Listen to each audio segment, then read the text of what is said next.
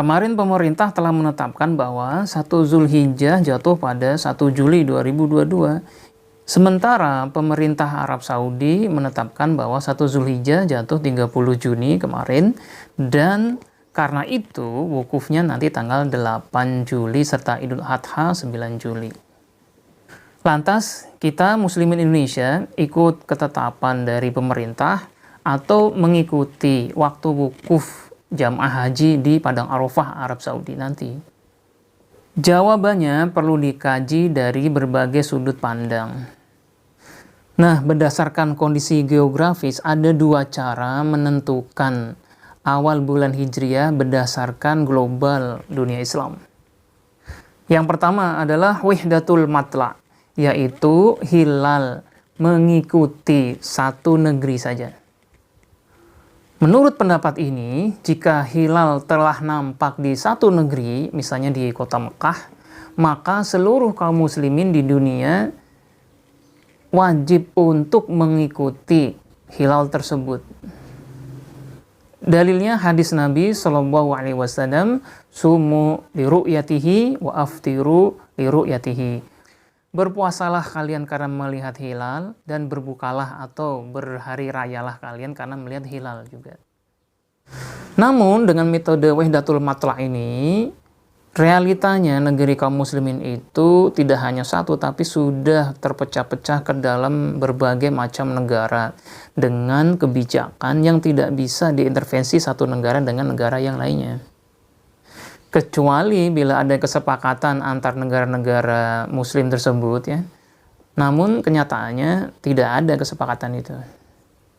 Jika wahdatul matla' dipaksakan, maka akan terjadi perselisihan kaum muslimin di satu negara, di mana sebagian masyarakat berhari raya bersama pemerintahnya, sebagian lagi berpuasa dan berhari raya mengikuti negara yang lain.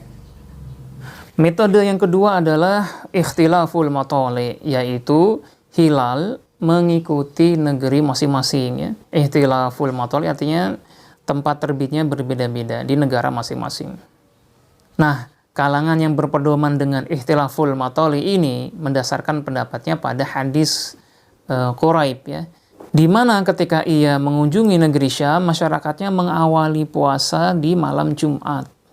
Sedangkan ketika ia kembali ke Madinah, ia bertemu dengan sahabat Ibnu Abbas yang di Madinah penduduknya mengawali puasa di malam Sabtu. Oleh sebab itu dapat disimpulkan bahwa sejak zaman dahulu, zaman sahabat, antara negeri Islam itu mempunyai ketetapan yang berbeda untuk mengawali berpuasa, termasuk mengawali tanggal 1 Hijriahnya. Artinya wajib bagi tiap-tiap penduduk di negeri untuk berpuasa atau mengawali tanggal 1 Hijriah berdasarkan ru'yah atau perhitungan di negerinya masing-masing. Oleh karena itu, jika melihat realitas yang ada di dunia muslim sekarang, maka pendapat yang lebih mungkin adalah kaum muslimin wajib mengikuti penetapan dari pemerintah negara masing-masing. Sampai nantinya kaum muslimin berada di bawah satu kesatuan atau negara-negara Islam saling berkonsolidasi, bekerja sama ya, untuk menetapkan awal dan akhir bulan Hijriah, termasuk bulan Ramadan dan bulan Zulhijjah. Nah, dalam konteks ASEAN, para menteri agama sudah membentuk namanya Mabims ya, yakni Menteri Agama Brunei, Indonesia, Malaysia, dan Singapura. Mereka berkumpul dan menyepakati bahwa imkanur ru'yat atau kemungkinan untuk ru'yat hilal dianggap memenuhi syarat apabila posisi hilal ketinggiannya adalah 3 derajat dengan sudut elongasi 6,4 derajat. Jadi berdasarkan 2 metode ini, yaitu wahdatul matla' dan ikhtilaful matali' ini, maka yang lebih visible untuk dilaksanakan adalah yang kedua, yaitu ikhtilaful matali', di mana tempat terbit hilal berdasarkan negara masing-masing. Oleh karena itu, terbitnya hilal atau matla' Indonesia akan berbeda dengan matla' Arab Saudi. Yang perlu kita ketahui bahwa perbedaan ini terjadi karena kita memakai 2 kalender yang berbeda. yakni kalender Syamsiah berdasarkan peredaran matahari dan kalender Qamariyah berdasarkan bulan. Penanggalan Islam atau Hijriah berdasarkan peredaran bulan, sedangkan kalender nasional itu berdasarkan peredaran matahari atau Syamsiah. Berdasarkan peredaran matahari atau kalender Syamsiah, maka negara-negara di wilayah timur akan lebih dahulu memulai hari. Misal Indonesia itu berjarak 4 jam dengan Arab Saudi. Indonesia 4 jam lebih awal di Arab Saudi.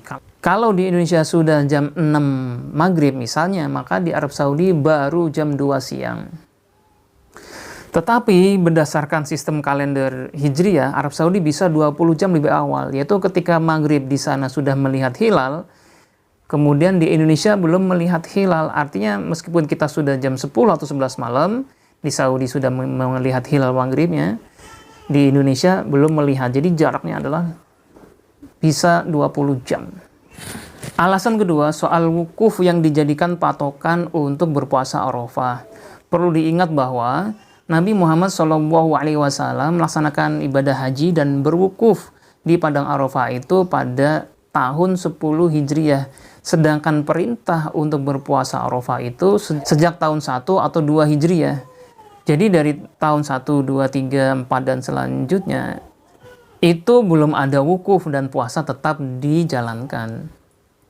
Oleh karena itu, puasa Arafah tidak berpatokan pada wukufnya jamaah haji di Padang Arafah, tetapi berpatokan pada tanggal 9 Zulhijjah yang ditetapkan di negeri masing-masing. Lebih lanjut, jika suatu saat di Mekah terjadi pandemi, keadaan darurat, perang, dan sebagainya, sehingga tidak ada jamaah haji yang wukuf, tetap kewajiban puasa Arafah akan ada, yaitu tanggal 9 Zulhijjah. Baik, sekarang kita masuk konteks keindonesiaan ya. Pemerintah melalui Kemenak sudah menetapkan bahwa tanggal 1 Zulhijjahnya itu tanggal 1 Juli. Artinya Idul Adha adalah tanggal 10 dan berpuasa kita tanggal 9 Juli. Sedangkan Muhammadiyah, sama seperti di Arab Saudi, Muhammadiyah menetapkan 1 Zulhijjahnya adalah 30 Juni. Otomatis nanti kita berpuasanya kalau menurut Muhammadiyah adalah tanggal 8 Juli dan Idul Adha 9 Juli. Jawaban saya, karena kita menganut sistem demokrasi di mana kita mempunyai histori yang sangat panjang tentang Ormas NU Muhammadiyah sebelum era kemerdekaan, juga hal ini akan sangat luas spektrum sosial politiknya, maka silakan pilih berdasarkan kecenderungan jamaah masing-masing. Di Indonesia, dengan sistem demokrasi, kita harus siap berbeda pendapat. Kalau tidak siap berbeda pendapat, silakan menjadi warga negara kerajaan tertentu.